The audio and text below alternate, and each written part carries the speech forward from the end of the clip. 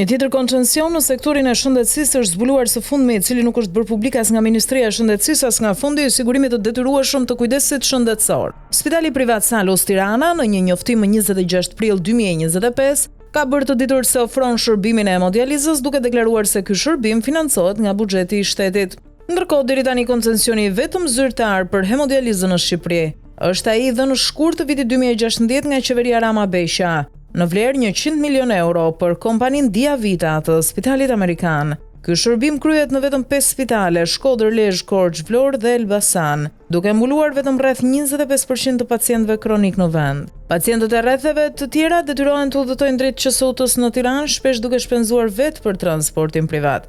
Hapja e qendrës së re në Spitalin Privat Salus Tirana mund të lehtësojë këtë ngarkesë, por mungesa e transparencës mbi kushtet e financimit dhe procedurat e dhënies së këtij koncencioni të ri ngresh shqetësime serioze në faqet zyrtare të Ministrisë së Shëndetësisë dhe institucioneve të tjera relevante.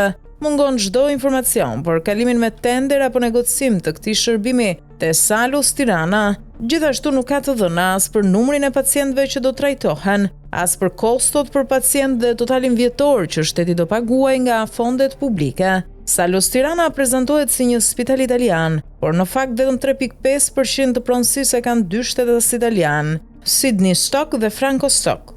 96.5% është në duart e Anastas dhe Olti Peçinit. Ky fundit i njohur për skandalin me koncesionin Rapiscan për skanimin në portin e Durrësit.